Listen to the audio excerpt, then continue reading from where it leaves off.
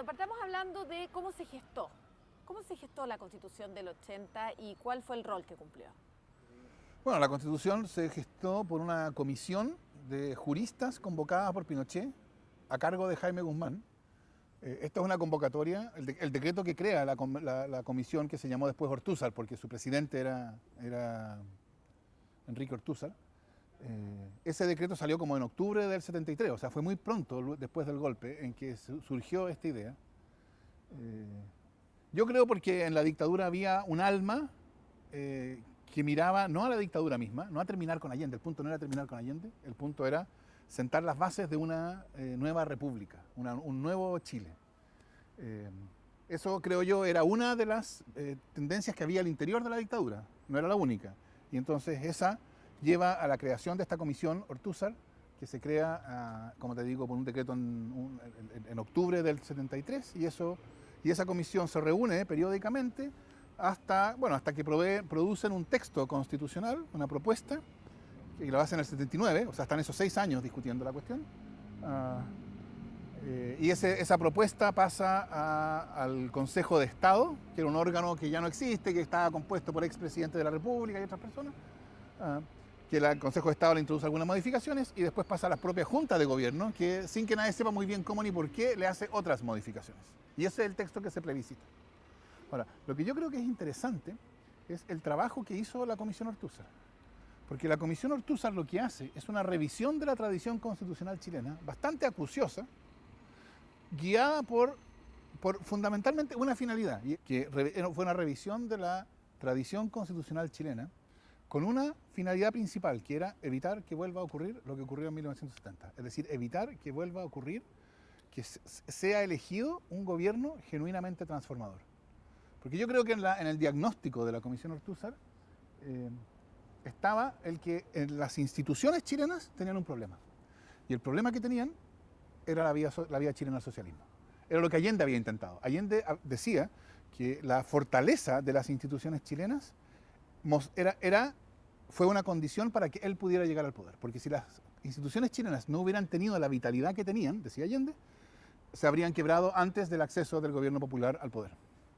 Entonces, el hecho de que Allende hubiera llegado al poder con un programa transformador mostraba, a juicio de Allende, la fortaleza de las instituciones chilenas. A juicio de la Comisión Ortúzar, mostraba un defecto fundamental de la institucionalidad chilena, que era compatible con una transformación profunda.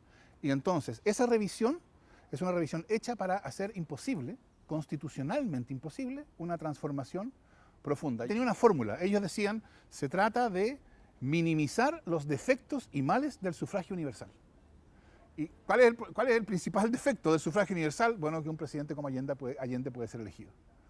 Entonces, yo creo que la idea antidemocrática, no antidemocrática en el sentido de negar las formas democráticas, pero sí antidemocrática en el sentido de constituir una política que no pudiera transformar, está desde el principio, creo yo, en el esfuerzo de revisión de la tradición constitucional hecha cuidadosamente por la Comisión Ortúzar.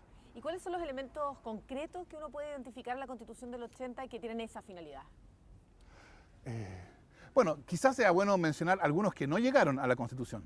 Por ejemplo, el profesor Raúl Bertelsen, que fue miembro de esa comisión y que después llegó a ser presidente del Tribunal Constitucional en democracia, él era partidario de lo que él llamaba, precisamente para matizar los defectos y males del sufragio universal, él creía que el presidente de la República no tenía que ser elegido por sufragio universal, que tenía que ser elegido por un comité de hombres buenos, ¿no? Bueno, estas son las cosas que se discutieron. Que él proponía llamar el Consejo de la República. Y que este Consejo de la República, en que iban a estar destacados ciudadanos, fuerzas vivas, etc., iba a ser una propuesta y para designar el presidente de la República. Entonces, claro, esa propuesta de Bertelsen no cuajó. Entonces, ¿por qué no cuajó? Porque yo creo que los que elaboraron el texto constitucional, y en especial Jaime Guzmán, se dieron cuenta de que la Constitución tenía que tener, por lo menos, una forma democrática. No podía negar la democracia como la propuesta de Bertelsen, que habría simplemente negado la democracia diciendo el presidente de la República no se elige por sufragio universal. Que a estas alturas ya la posibilidad de que el presidente no fuera elegido por sufragio universal era imposible. Si la Constitución hubiera negado el principio democrático de esa manera, habría durado un par de años. que fue lo que ocurrió con el orden municipal. Los alcaldes, en el texto original, no eran elegidos democráticamente. Y eso hubo una reforma constitucional para democratizar los municipios a los 2 años de la democracia. Lo que la Constitución hace es, le da forma democrática al poder, pero lo vacía de contenido, ¿no? Entonces, por ejemplo, inicialmente, el Senado estaba integrado por casi 1/3 de sus miembros que eran designados de modos que aseguraban que esas designaciones iban a ser senadores pinochetistas.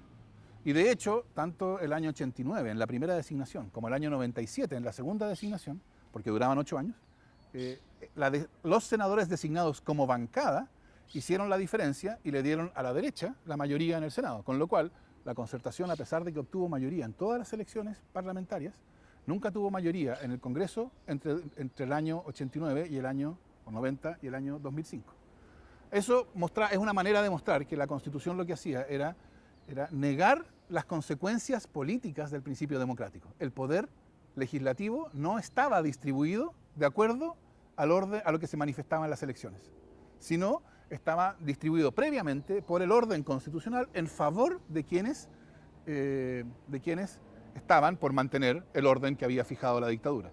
Y como los senadores designados, hay otros mecanismos, el sistema binominal, y bueno, después podremos hablar con más latitud, pero el Tribunal Constitucional, las leyes orgánicas constitucionales, los procedimientos de reforma constitucional, estaban todos pensados para que pudiera haber democracia en el sentido de que se eligiera el presidente de la República y se eligiera la Cámara de Diputados y 2/3 del Senado, ¿no? O sea, no todo, desde 2005 todo el Senado, pero que esa democracia fuera una democracia vacía de contenido, en el sentido de que la posibilidad de un proyecto político transformador, de primero ganar y segundo poder realizarse, estaba excluida de entrada.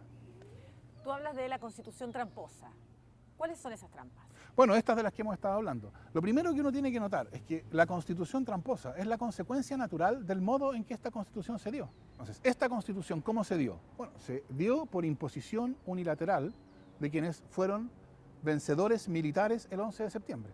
Y como fue una imposición unilateral de los vencedores militares del 11 de septiembre, entonces es una Constitución que los beneficia a ellos, que protege lo que a ellos les interesa proteger. Que entonces está diseñada para que para que el orden que ellos impusieron durante la dictadura no pueda ser cambiado. O sea, que pueda ser ajustado, eso sí, pero que no pueda ser transformado significativamente, que no pueda dejar de haber un sistema de pensiones de capitalización individual, que no pueda cambiar la decadencia de la educación pública, que no pueda modificarse el sistema de ISAPRES, etc. Todas esas cuestiones fundamentales están puestas en la Constitución. ¿Y cómo están? Bueno, primero estaban puestas de un modo evidente, el artículo 8º, ¿no? Esa fue de las primeras que cayó, el artículo 8º que excluía a los partidos de izquierda.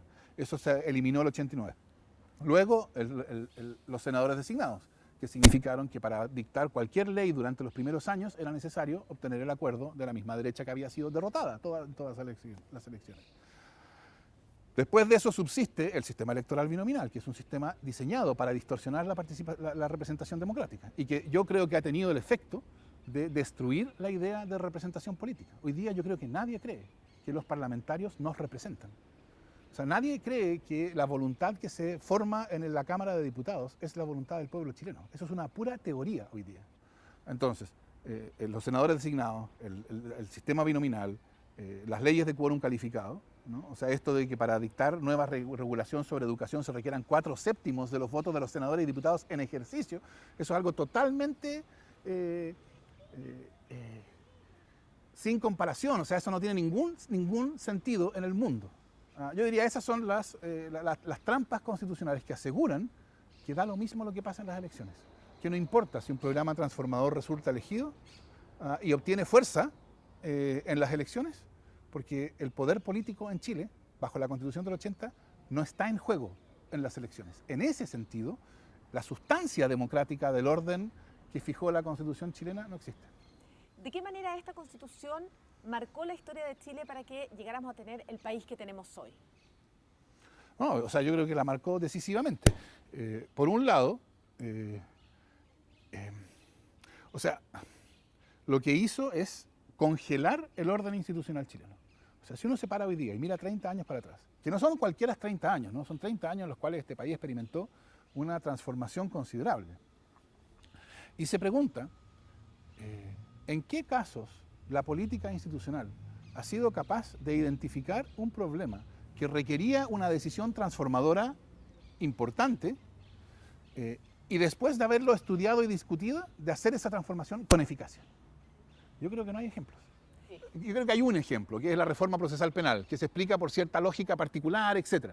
Pero si uno lo mira en general, no hay ejemplos. Es decir, la política chilena durante estos 30 años no ha sido capaz de tomar decisiones transformadoras. Y el tipo de sociedad que tenemos, el tipo de sociedad, el tipo de economía, todo el problema que tenemos respecto a las brechas, las desigualdades, el abuso de poder, el descrédito hacia las autoridades, ¿cuánto de eso es herencia de la Constitución de los 30? O sea, lo primero, yo creo que uno tiene que entender que cuando uno habla de la Constitución no está hablando solo del texto. Uno está hablando de la Constitución como un conjunto de decisiones que especifican y fijan cómo es la política. Eso es la Constitución. Por eso se llama así. La Constitución hace exactamente lo que su nombre indica. Se llama Constitución Política de la República porque constituye, en el sentido de organiza, fija, determina, constituye la política de la República. Entonces, como esa es una política que no puede modificar, que no puede transformar, Chile está preso de su modelo neoliberal. Ese modelo neoliberal yo creo que tiene muchas manifestaciones, por cierto, pero tiene una en particular, que es niega que los derechos sociales sean derechos de igualdad.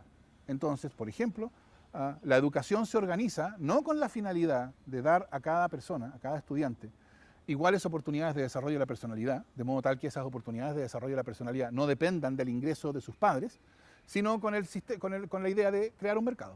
Y el mercado lo que hace es produce desigualdad, porque produce que las oportunidades de desarrollo de la personalidad que cada uno reciba van a depender de lo que uno pueda pagar. Entonces, Chile tiene en ese sentido un sistema de negación que niega los derechos sociales y que es bastante extremo en el mundo. Y con esto yo no estoy tratando de decir nada que sea especialmente controvertido o polémico. O sea, yo preguntaría, ¿en qué otro país comparable hay más del 70% de la educación es privada? ¿En qué otro país comparable el 100% del pilar contributivo de la seguridad social es ahorro en cuentas individuales administradas por empresas con fines de lucro? Eso simplemente no existe. Entonces, claro, el hecho de tener, digamos, los países no tienen derechos sociales porque sí.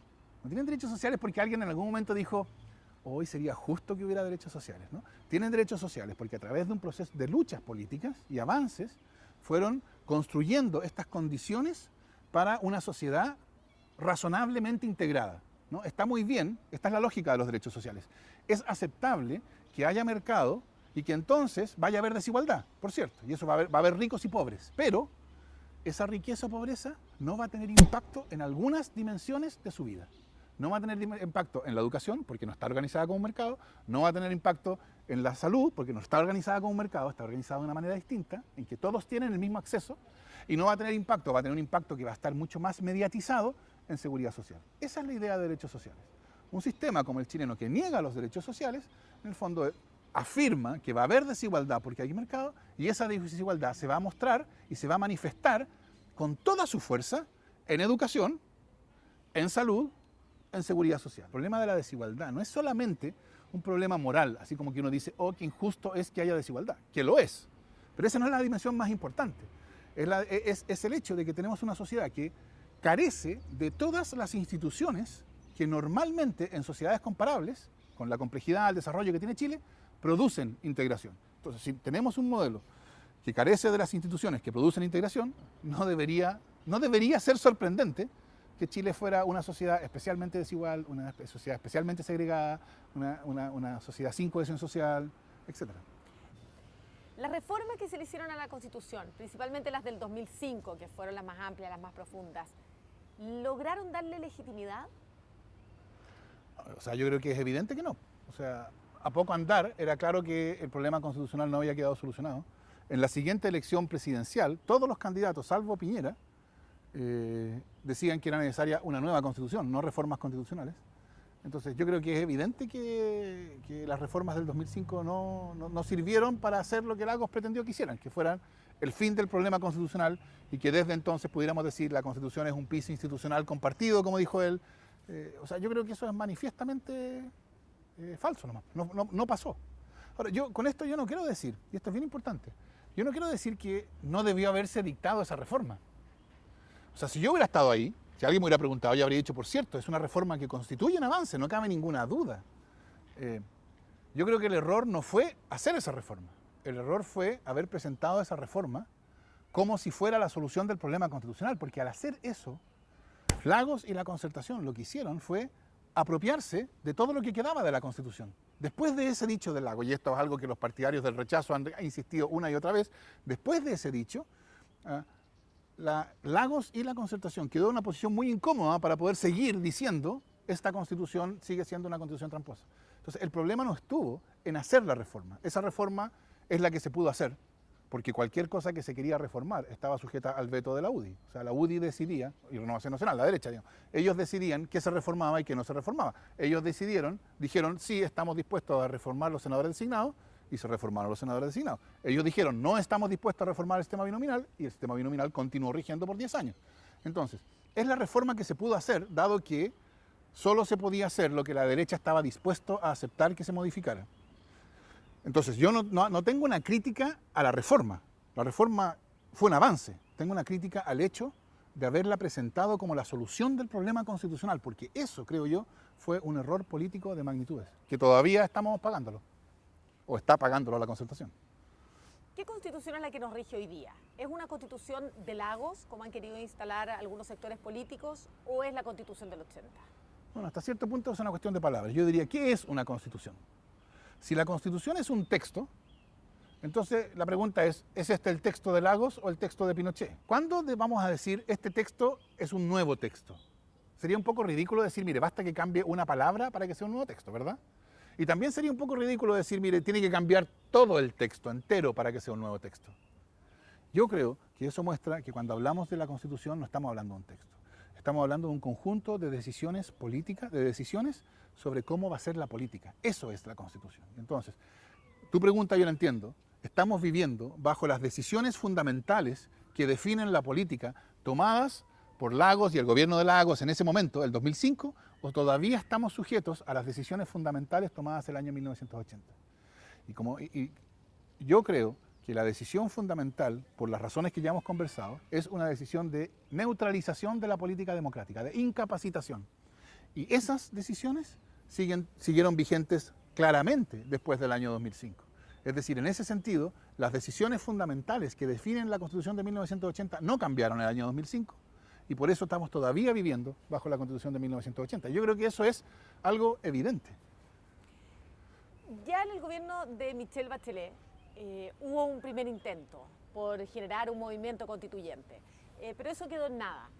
¿Qué hubiera pasado si quizá se hubiera tomado ese momento y de qué forma o cómo crees que eso influyó en lo que hemos llamado el estallido social?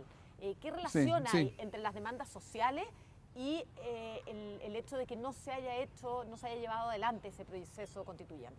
A ver, yo dije el año 2013 que a mi juicio el problema constitucional se iba a solucionar por las buenas o por las malas. Y se me acusó de que yo estaba llamando un golpe de Estado, que estaba... puras tonteras. Lo que yo estaba diciendo lo podemos decir ahora de otro modo. Podemos decirlo, el problema constitucional se va a solucionar antes de que estalle o después de que estalle. No se solucionó antes de que estalle y estalló. Y eso significó violencia, significó saqueos, significó violaciones de derechos humanos, significó ojos perdidos, personas ciegas, muertos. O sea, ese es el costo de que el problema constitucional no se haya podido solucionar antes de que estallara. La última oportunidad que tuvimos para enfrentar el problema constitucional antes de que estallara fue el proceso constituyente de Bachelet, ¿no? Esa fue la última vez que se intentó. Después de eso llegó un gobierno que dijo, nosotros no nos interesa que avance la nueva constitución, nosotros simplemente vamos a guardar eso en un cajón y nos vamos a olvidar. Porque ellos creían que ellos siguen creyendo que no hay ningún problema constitucional, que en Chile la situación política es perfectamente normal, creen ellos. Entonces, yo creo que quienes hicieron fracasar el proceso constituyente de Bachelet tienen una enorme responsabilidad por el hecho de que el problema constitucional no pudo ser solucionado antes de que estallara.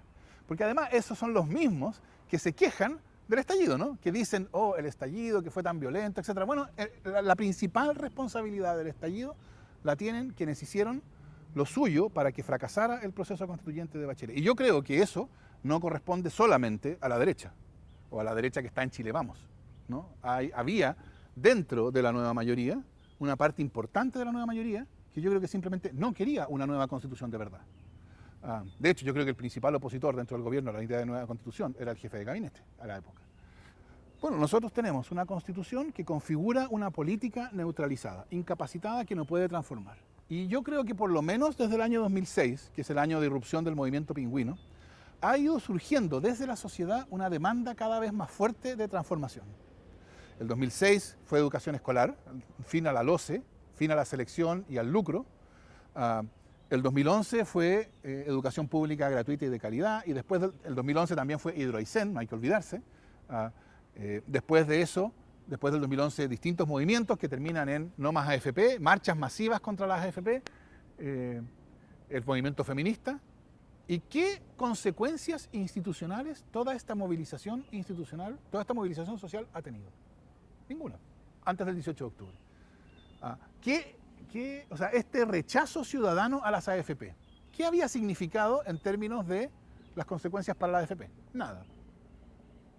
Toda la movilización social, ¿y qué había pasado en salud? Las ISAPRES llevan más de 10 años siendo condenadas en más de 1 millón de juicios por violar derechos constitucionales de los chilenos. ¿Y qué ha hecho la política institucional frente a eso? Nada. Y las ISAPRES siguen subiendo sus planes, siguen haciéndolo en violación de derechos constitucionales de sus clientes, y los que no reclaman ven que sus planes suben. ¿Y cuánto de esto es responsabilidad de la Todo Constitución? es responsabilidad, no de la Constitución como texto, sino de la Constitución como un conjunto de decisiones políticas fundamentales. Al principio de la Constitución, si estuviéramos conversando esto en el año 91, ahí podríamos haber dicho, mire, el problema son los artículos tanto, tanto, tanto y tanto. Eliminemos esos artículos y se soluciona el problema. ¿Cuál fue el aprendizaje que yo creo que dejó el gobierno de Bachelet II? Que ya el problema no está en el texto, en los artículos constitucionales.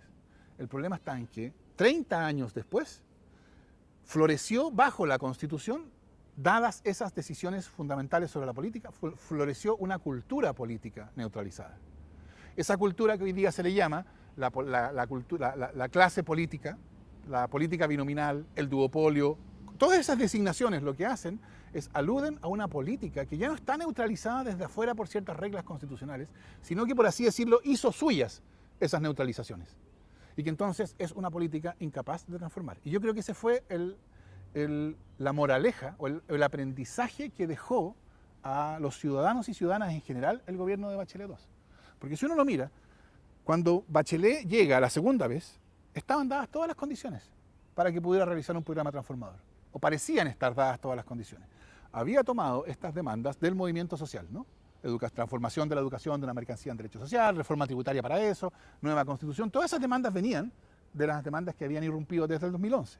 Entonces, que estaban vivas en la sociedad.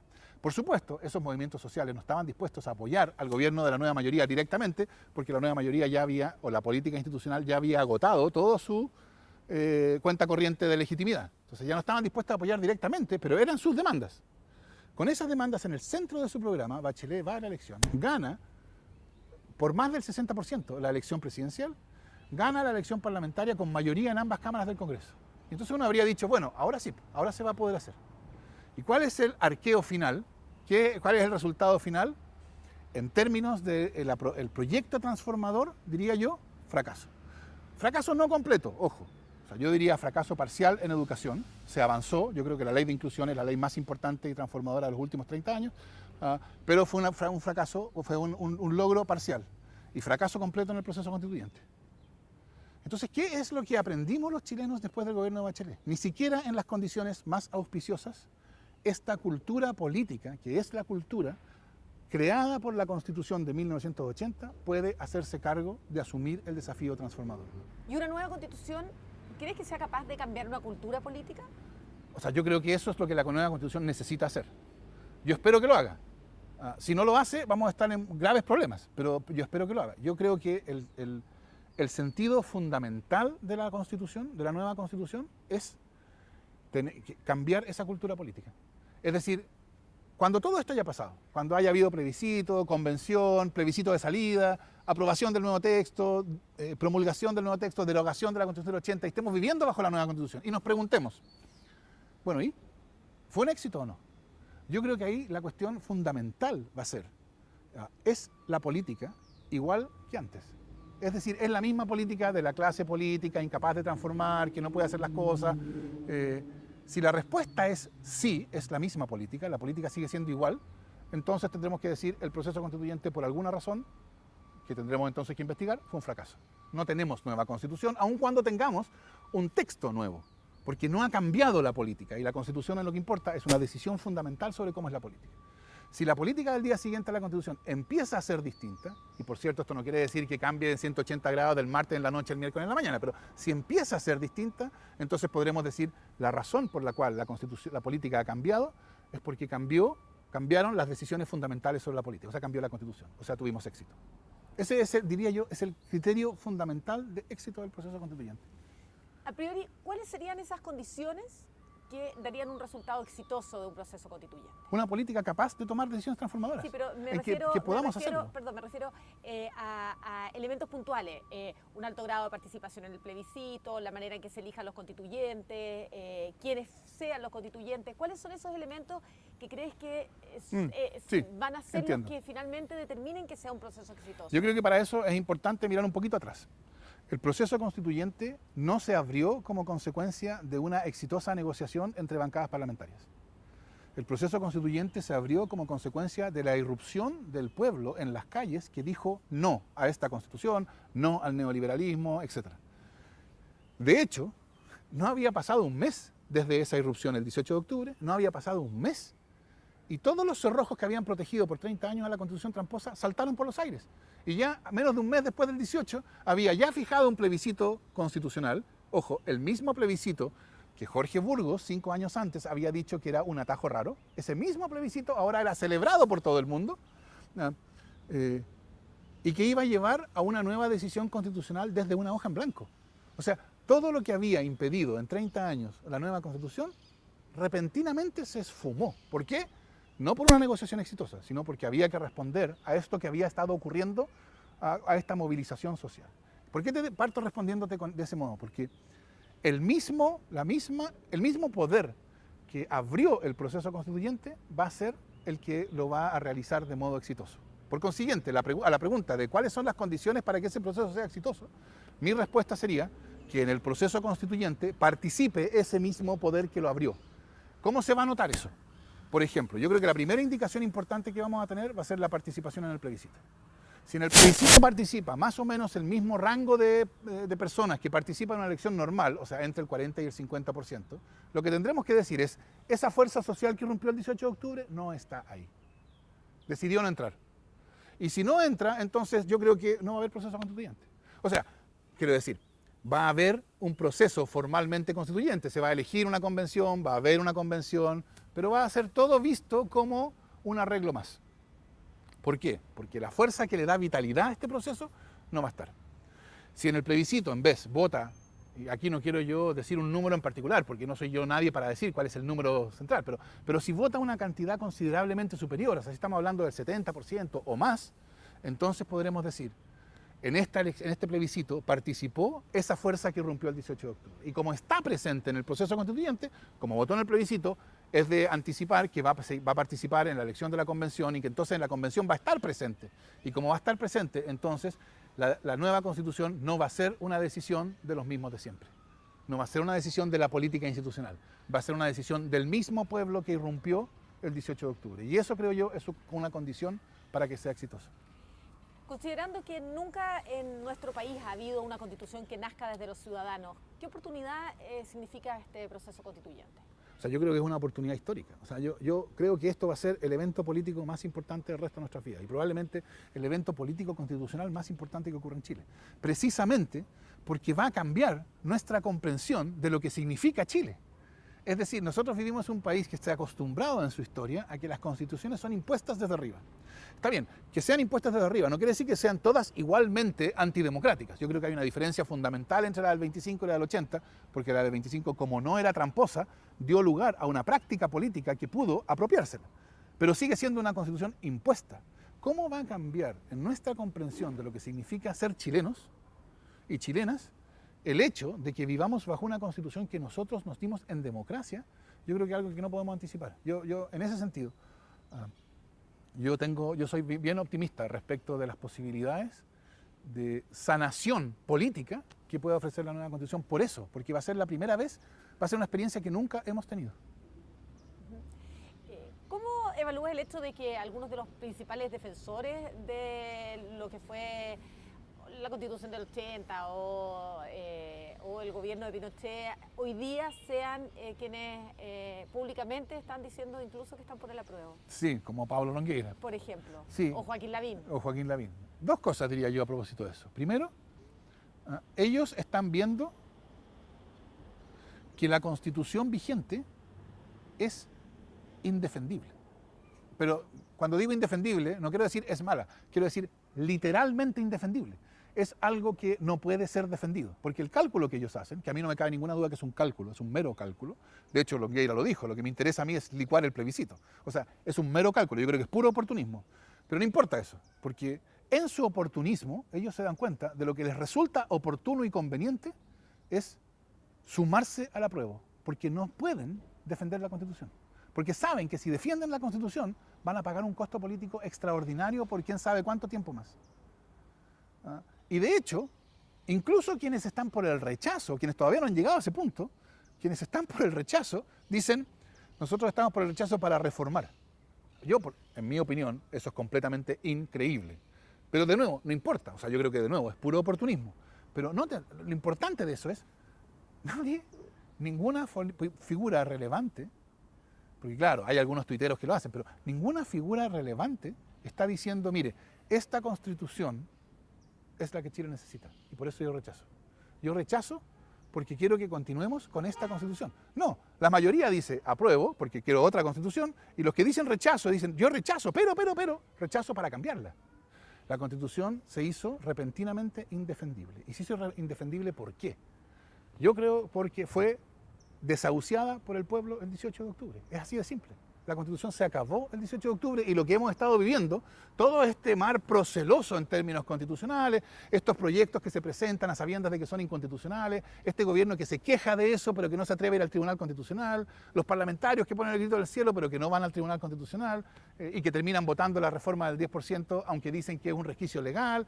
Todo este mar proceloso constitucionalmente es consecuencia de que el pueblo, el titular del poder constituyente, irrumpió el 18 de octubre y simplemente desahució la Constitución. Y entonces necesitamos una nueva. A esa gente que argumenta que la Constitución no va a solucionar los problemas del estallido social, que no va a solucionar el problema ni de las pensiones, ni de la educación, ni de la salud, que la Constitución no hace eso, ¿qué responderías?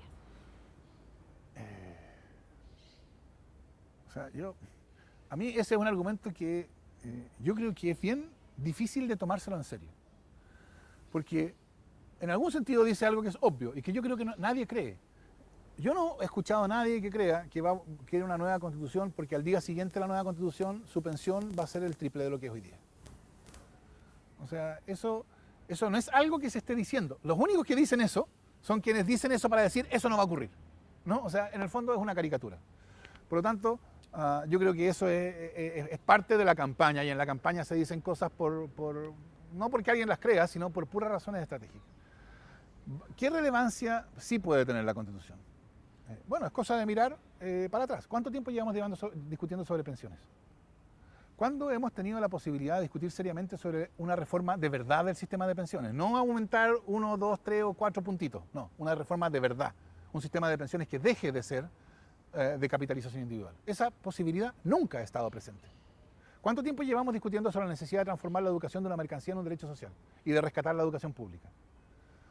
Todas esas cosas no se ha avanzado. ¿Por qué? Porque la política que tenemos no puede transformar. Entonces la política que tenemos está condenada a seguir haciendo lo que hizo exitosamente durante los primeros 15 años, a corregir aquí y allá, ¿no? O sea, nuestro problema, por cierto, surge cuando surge desde la sociedad una demanda de transformación. Y esa demanda de transformación es precisamente la demanda que esta política es incapaz de realizar. Entonces, en la medida en que esas demandas sociales suponen transformaciones, la nueva Constitución es una condición necesaria. Lo que quiere decir, sin nueva Constitución esas demandas van a quedar sistemáticamente insatisfechas, como han quedado.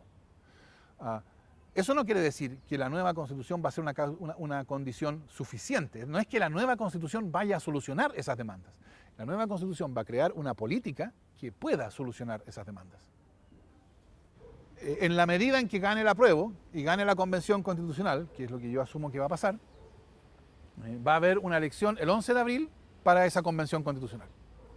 Ahí se van a elegir entonces los 155 miembros de la Convención Constitucional, más los que correspondan a los escaños reservados, que yo entiendo que todavía se está discutiendo cuántos van a ser precisamente. Entonces van a ser 155 más N, elegidos el 11 de abril. Eso, bueno, esa elección tendrá que ser calificada, podrá haber observaciones, etc. Así que yo supongo que eso implica que algo así como en mayo se va a instalar la Convención Constitucional.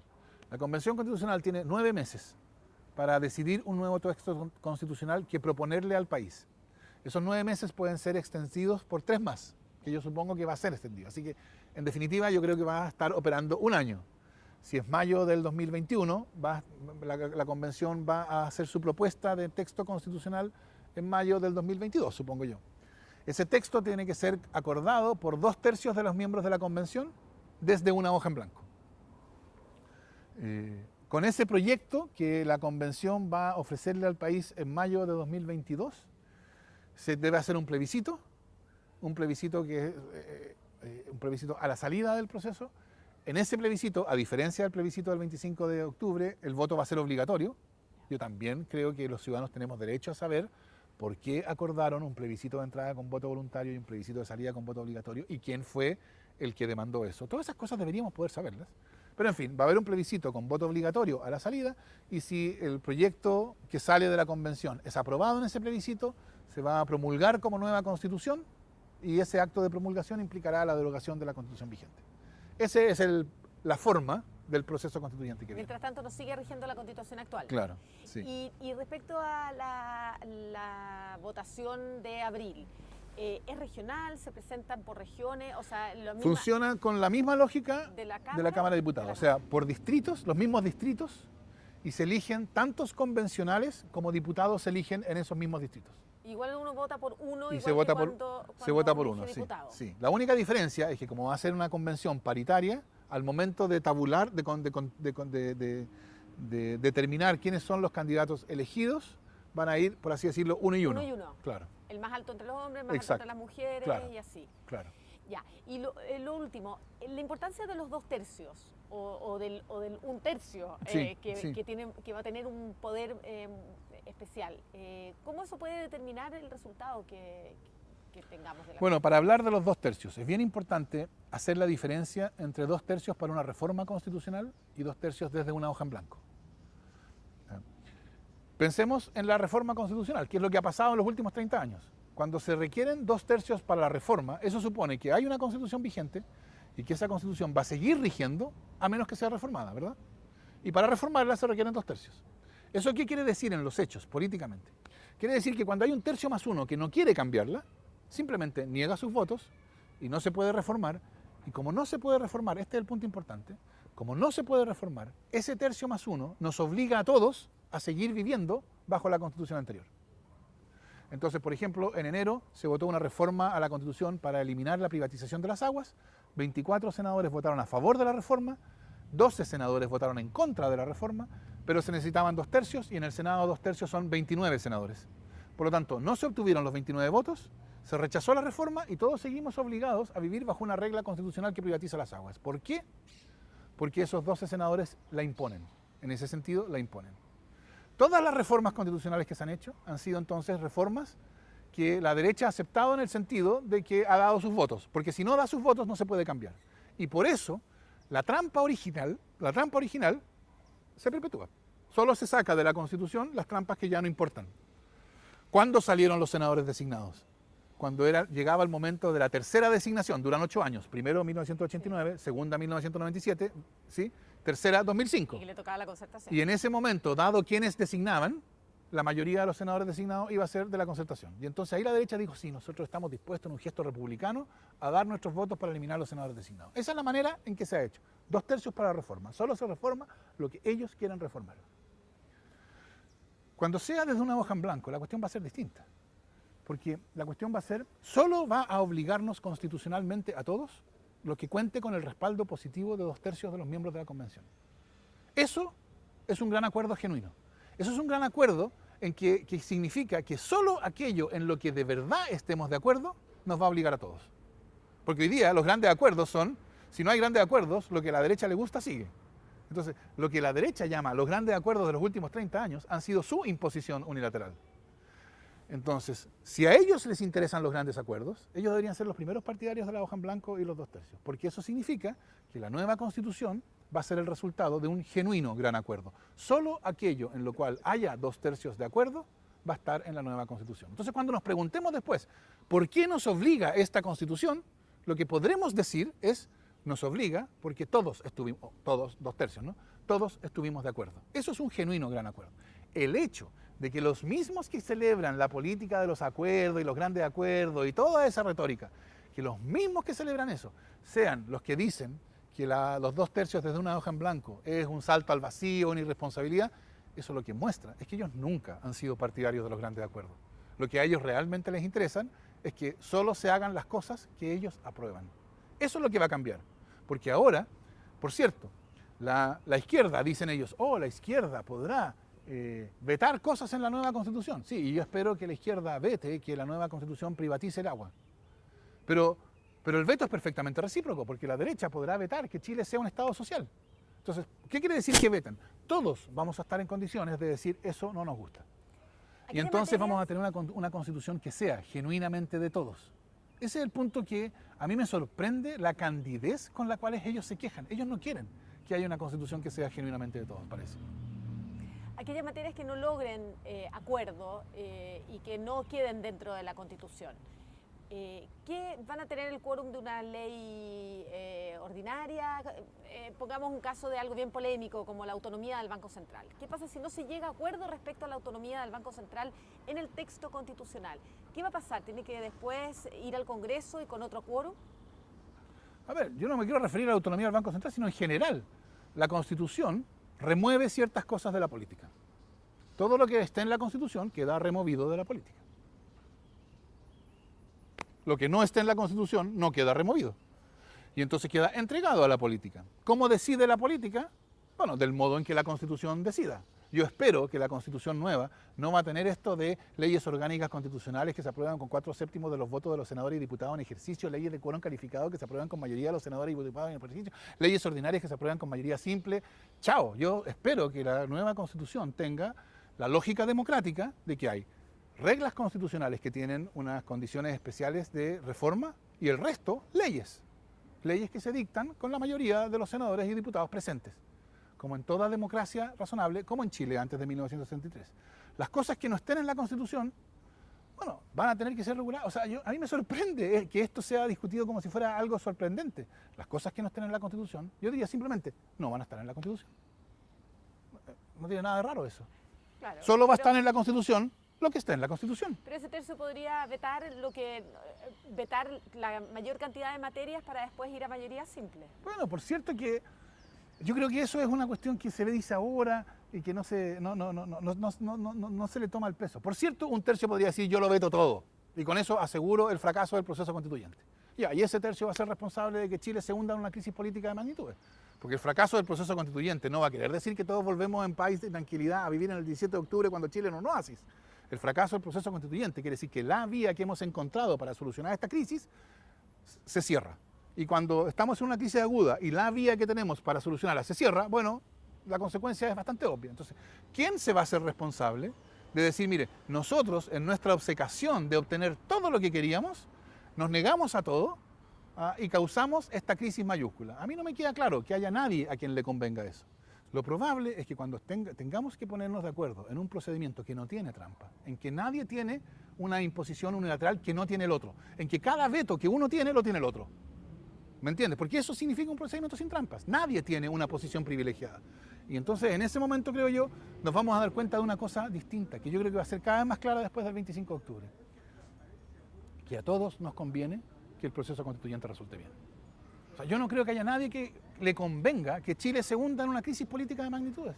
Eso no le conviene ni a la izquierda, ni a la derecha, ni al poder económico, ni a los mineros, ni a nadie le conviene. ¿Quién gana con eso? Como nadie gana con el fracaso del proceso constituyente, va a haber, por supuesto, desacuerdo, yo no quiero negarlo. Por cierto que va a haber desacuerdo entre quienes quieren que la nueva Constitución tenga Estado subsidiario y quienes creemos en el Estado social, por cierto. Pero ese desacuerdo va a ocurrir en un contexto en que todos tenemos un interés en que el proceso constituyente resulte razonablemente bien para poder salir de esta crisis. Y eso creo yo que va a crear condiciones para que podamos discutir de verdad sobre las cuestiones más y las menos conflictivas. ¿Cómo vamos a garantizar que los constituyentes efectivamente canalicen, tú decías, es el pueblo el que le ha dado el poder a los constituyentes? ¿Cómo vamos a hacer que los constituyentes respondan a ese pueblo que les ha dado el poder? Bueno, esa es la pregunta central, porque si tú te fijas, esa pregunta es la pregunta decisiva para la legitimación de un sistema democrático representativo.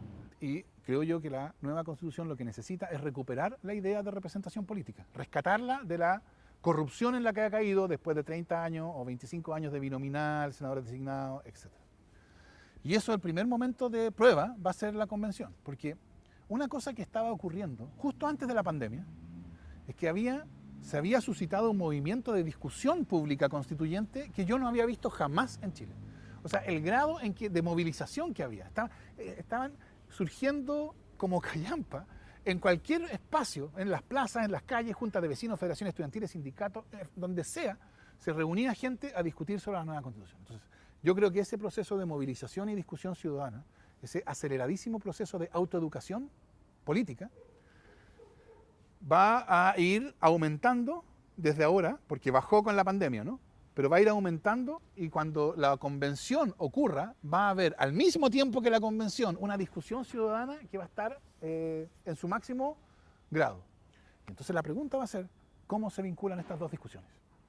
Si la solución es la misma a la que estamos acostumbrados por 30 años, que la discusión institucional funciona por su lado y es totalmente indiferente a eso que está pasando allá afuera, entonces la convención y lo que salga de ahí va a ser visto como un acuerdo más de los políticos. Yo espero que los que lleguen a esa convención se den cuenta de esto, los partidos políticos, las coaliciones, los grupos, etcétera, quien sea, y entonces generen formas interesantes, nuevas, atractivas de vinculación. Que los representantes en la convención tengan la práctica de ir durante el transcurso del trabajo de la convención a rendir cuentas a los territorios por los cuales fueron elegidos, de modo que puedan ir informando de lo que está ocurriendo y que puedan traer... aquí no hay que ser ingenuos, no es que yo creo que si una persona en un territorio tiene una idea, que hay alguna manera en que esa persona pueda levantar la mano y entonces esa persona pueda reconocer cómo la misma idea que le dijo al convencional apareció después en el texto de la Constitución. Eso en un país de 18 millones no se puede lograr. Entonces, cuando yo digo que esto tiene que tener alguna realidad, no estoy diciendo que tiene que tener la realidad más directa e inmediata, pero que los convencionales sean parte de esa otra discusión que está ocurriendo, que participen de esa asamblea o de esos conversatorios, de esos foros, etcétera, en fin, yo creo que hay un enorme espacio y vamos a ver, supongo yo, que distintos grupos, coaliciones, partidos, alianzas en la convención van a adoptar distintas prácticas, algunas van a hacerlo como la política de siempre, otros van a buscar maneras de establecer contacto, algunos de esos intentos van a ser exitosos, otros van a ser menos exitosos, en fin. Pero yo creo que es importante destacar desde ya la importancia que el modo en que se solucione ese problema va a tener para el éxito del proceso constituyente. Yo creo que va a ser además un elemento de campaña súper importante. Por cierto. O sea, el que durante su campaña garantice un contacto directo con quienes les están dando el voto, probablemente... Y sobre todo va a ser un contexto en que ya la gente nadie cree nada. Entonces que le digan cosas no va a ser suficiente. Entonces va a ser necesario que ellos no solo digan lo haremos, sino que muestren, por así decirlo de modo preciso, cómo lo van a hacer. Y eso va a generar discusión sobre de qué manera se va a lograr que se produzca esta vinculación, y yo creo que esa discusión va a ser extraordinariamente positiva. Si todo eso ocurre en el contexto de una elección totalmente impredecible, porque participa muchísimo más gente de la que participa normalmente, entonces la posibilidad de que resulte bien es mayor que si a esa elección cada partido político va con una sandía calada, sabiendo exactamente qué va a pasar, porque pueden hacer sus proyecciones, porque están votando los mismos 40% que ha votado siempre. Por eso yo creo que es tan importante la participación popular en el proceso constituyente. Súper.